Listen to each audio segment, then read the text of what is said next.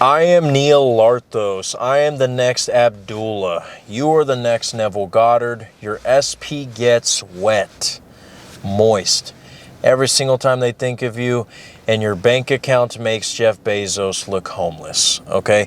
Now I'm going to get right into this because this is a video response for a client of mine, and we are going to call her Kyra Sultana. Okay, which is the alter ego name that she allowed me to use for the videos.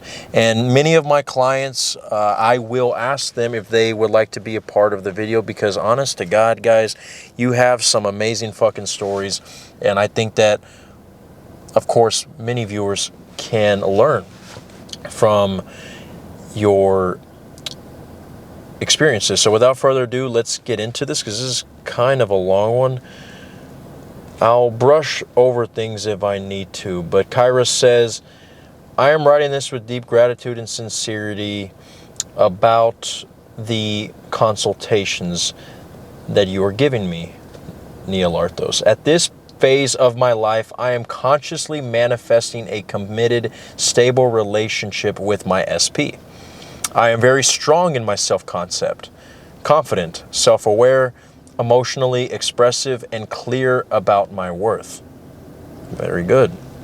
So she has some very good deep roots in self-concept. Because of this inner work, meaningful relationships naturally enter my life. So she probably has confidence already, and it's not necessarily difficult for her to find somebody, right? However, I've noticed a recurring old identity pattern that activates after a connection begins. Deep within, there is a subconscious fear deep within me that, one, makes me feel like I may be abandoned. Two, I feel like I may be ghosted. Three, I feel like I may not be chosen for commitment. So this is extremely a common issue, and I've dealt with this before too, where in my past, really throughout my whole entire life, I never had an issue per se with getting a girlfriend, right? But just like many people out there, they will get a relationship, they'll get a boyfriend, they'll get a girlfriend, but the issue is keeping them, right? Getting abandoned, feeling like they might be ghosted, right? That was definitely one that I felt, and I've made a video about that too. So she goes on to say, without realizing it, this fear creates emotional pressure and ends up pushing the other person away. Yes, ma'am, preach it. Even when the connection itself is genuine and mutual. Yeah. Because you end up shifting states to, and I'm not talking about Texas from out to Alabama, you end up shifting to the state where you meet the version of them that does not want you, basically. My intention now is to shift permanently into the identity of a woman who is chosen, secure, loved, and committed to without fear or emotional instability. This is why I feel that lifetime guidance would be incredibly valuable for me. Okay, yeah. So she's one of my lifetime consultants or clients. So she also gave me a little bit more backstory about her childhood,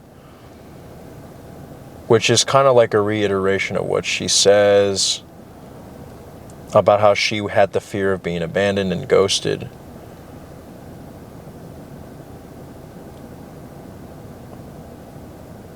She gives examples of like the way she would behave in the relationships.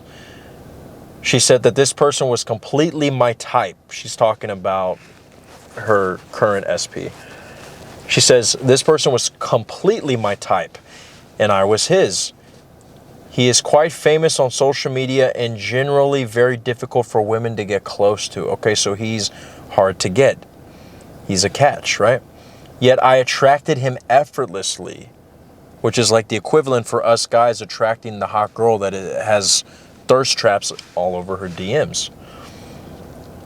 I attracted him effortlessly when I was secure and confident. He chased me, remembered me, initiated conversations, brought flowers and chocolates on the first date, and showed genuine interest, all without me trying. So he definitely sounded like he really liked this girl.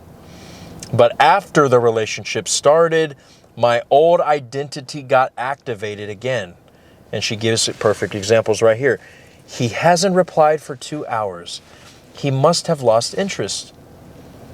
He will ghost me. He won't choose me. These assumptions eventually reflected back in my reality. And look, she didn't say he ghosted me or he didn't choose me.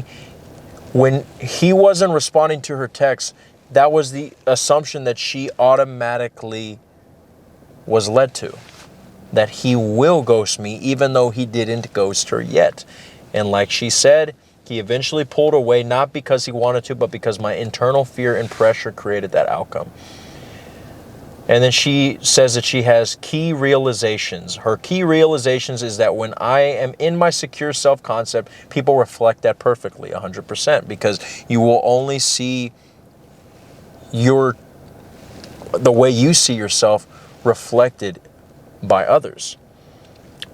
When I'm in my secure self-concept, people reflect that perfectly. When the relationship begins, an old subconscious fear-based identity takes over and I unknowingly sabotage the connection.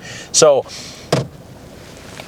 I don't want to make this into a crazy long video for you guys, because to me, a girl like her, and I'm sure many of you guys might be able to relate to her situation, where you do have a baseline of confidence and a baseline of the ability to attract relationships, or the hot girl or the hot guy, right? You're not incredibly ugly. You're not incredibly weird. You can definitely get you a date for sure, right? But the issue is you end up going from an attractive person to all of a sudden you feel like the ugly duckling. You feel like you're a loser. It's almost like the boxer who is talking a big game, but once he gets in the ring, his true colors are revealed. Okay? You know, I don't even want to use this fucking example because I hate exhibition boxing, but a lot of you YouTubers here, since I'll use this as an example, a lot of you guys saw Andrew Tate, right? Where he was saying that, oh, yeah, I'm old and, but I'm still the top G and, nobody can beat me. And then what happens? He ends up getting embarrassed, right? Whenever he fought this guy who, by the way, was not even a real boxer. And he looked like a fool, right? Or maybe that's not the best example, but you get stage fright in the nitty-gritty, basically, right? The way to really overcome this is several ways, but in my experience, like I talked about with Kyra, I would create an alter fucking ego, right? Because look, you already have an aspect of your character that works, right? You don't need anybody to tell you how to attract somebody.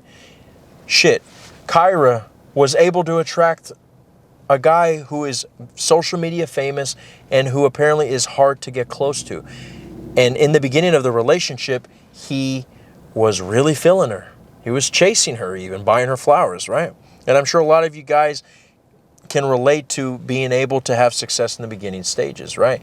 But if you notice that in some parts of your life you are okay and you have success, but it's those little moments where you notice, oh shit, when I get deep into the relationship, I start to get attached. I start to get needy. I start to get really fearful that every single unresponded text on a certain time frame equals they're losing interest. And therefore, I'm going to feel like the ugly person, like the unwanted person that I always knew I was because of that childhood trauma, right? And she mentions childhood trauma right here, right? But without having to go so deep into that, I would create a fucking alter ego, right? Yes, I would start saying crazy stuff whenever I get triggered, whenever I feel that abandonment, that fear that I'm going to get ghosted of. No, I have never been ghosted in my life. Men blow up my, since this is a lady watching this, or since my viewer was a lady, men or women blow up my phone so much fucking so that T-Mobile is pissed because it's going to fuck up their 5G data towers. Okay? I feel like I need to have a restraining order on them because they cannot fucking leave me the hell alone. Right? Ghosting, I don't even know what the fuck ghosting is. You can say shit like that to yourself. But besides that, I would create an alter fucking ego. Okay? To where you can almost put on and put off this character that you play whenever you're in relationships. Because let's face it, guys, if you don't want to admit that you have different masks that you wear, whether it's in business, whether it's with your children, right? Like, you cannot show your party animal fucking side whenever you are a mother, right? Or whenever you are a father, right? You have to be professional, right? Or maybe any of you guys who work in customer service, your whole fucking house could have been blown up into smithereens, right? But if you take it out on the customer, you'll get fired, right? So even if you are in mourning, in bitter tears, because your fucking sister got ran over by an 18-wheeler, you have to fucking be professional, and you cannot just be giving your whole fucking customers a sob story. They don't give a fuck. They just want their fries, right?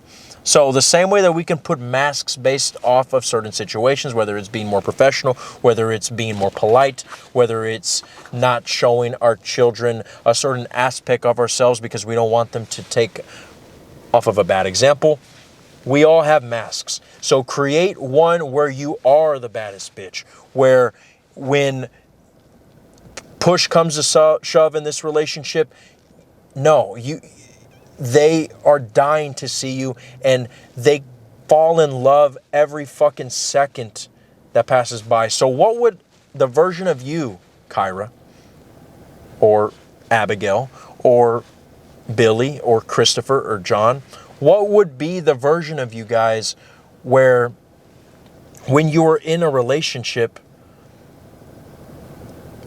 what would you look like if you had the same appearance, had the same flaws, but the only difference is you are a fucking god at relationships? What would that version of you look like, right? And to be honest, if you can create a name for this alter ego, even though it looks exactly the same, it will be more powerful to your subconscious, okay? Because like I've always said, the reason why Kobe Bryant's alter ego, the Black Mamba, works so well is because it felt like a separate entity. And if you really feel like you are not worthy of love, creating an alter ego is a great way to sort of mask that part of you that doesn't feel like being loved. Now, I know that's almost like feeling like you're still admitting that you have to be somebody else, but that's why I make an emphasis. It's kind of like making your own Black Mamba, making your own fucking Clark Kent, Superman alter ego, but the difference is you are not having to put on the cape. Like I said, what would the version of you that looks the same, that has the same mole on the back of their neck, right? That has the same lisp, but the only difference is, no, you are actually a god at relationships, right? And give it a fucking name. Like I've always said, Neil Larthos is not my real name. It is actually my alter ego. I created this as a alter ego that I made from a fantasy book by H.P. Lovecraft, who created a character by the name of Neil Larthotep. Now, it is not 100% based off of that character, but I actually got creative. And I said, what would it be like if Nyarlathotep had a son, but instead of being like him, who Nyarlathotep wanted world domination, what if his son was a godlike creature in human form who just wanted to seduce every woman that he saw, right? And just from that kind of creative, imaginal fantasy story that I made up in my head, even in interactions with women, I noticed things started to change. Once I started putting on my Nyarlathotep cloak, and I actually had a Lovecraftian, I guess you could say, pendulum that I would put, that I connected to a necklace of mine. And whenever I put it on, and whenever I would look at it, I would remind myself I am Nyarlathotep, right? And I know this sounds kind of fucking funny, but I would imagine in a way that I was in a movie and I was in my human form, even though I was a god, right? Even though Nyarlathotep is supposed to be God, right? Which we are all gods, by the way. But I thought I was like a Cthulhu type of god, right? Like a Zeus type of god, right? And I imagined that every single time I was interacting with a woman, that I was this creature, right? Now, obviously, I wouldn't start talking like an extreme fucking crazy voice that didn't look like me or didn't sound like me, excuse me. And I wouldn't try my best to, act like a weirdo or whatever. But just the simple fact that I was separating myself from my real name, which I'm not going to say, but no, I'm actually Nyarlathotep, right? I'm actually Neo. Because I associated, this is the key, because I associated Nyarlathotep with the version of me who doesn't have all my dating flaws and my, ghosting flaws. No one can ghost fucking Nyarlathotep because he's perfect. Because he has the power to seduce a woman's heart even when she at first doesn't find him attractive at all, right? Because that was the whole idea, is that I pretended that I was this godlike creature who could seduce any woman at will, even if she wasn't interested in me at first, right?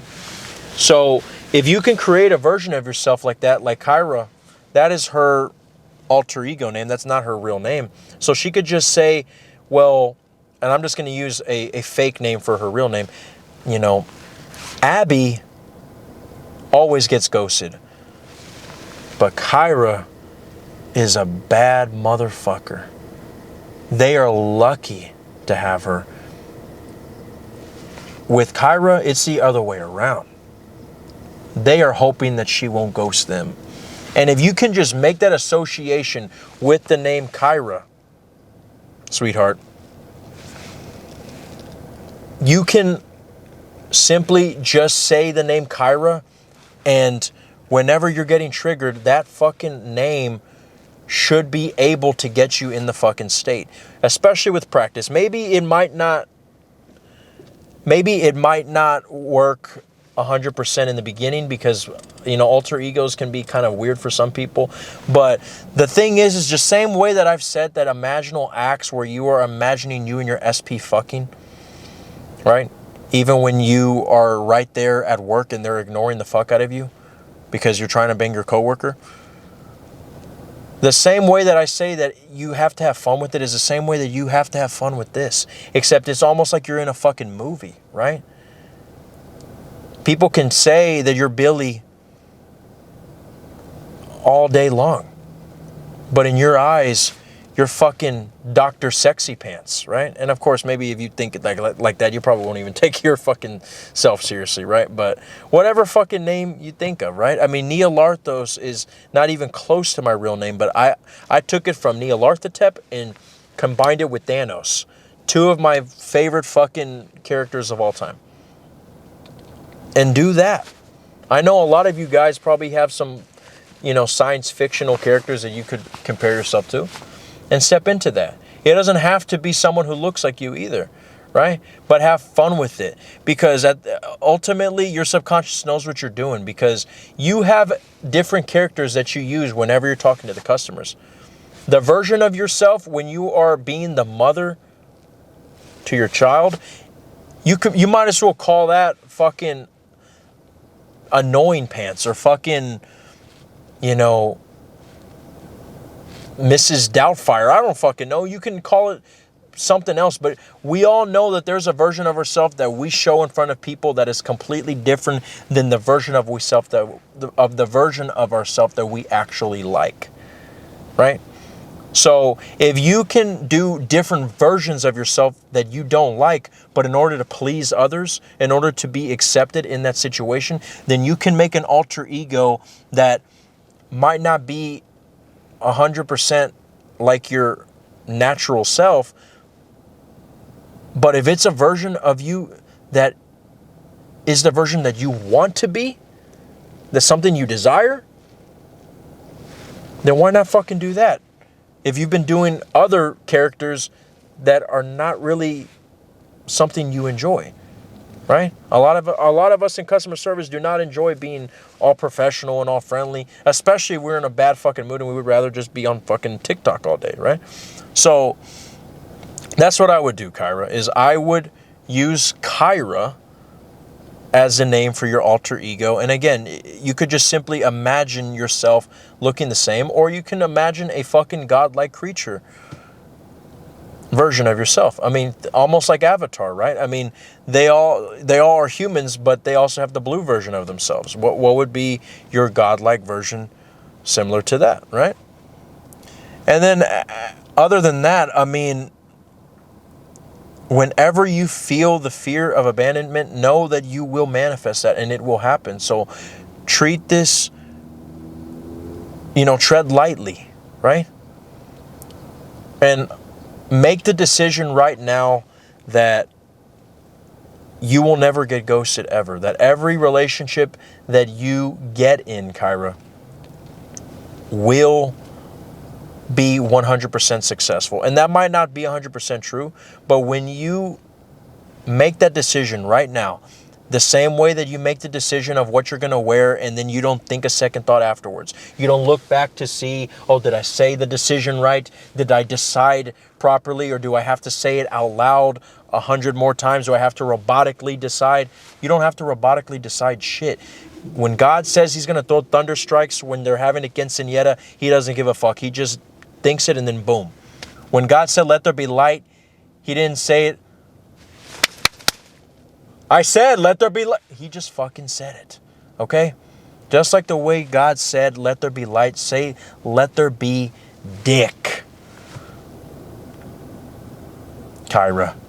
And if you're a guy, let there be fucking tits. Big jiggly ass of my SP right here in front of me. And then just know that it's yours right here, right now.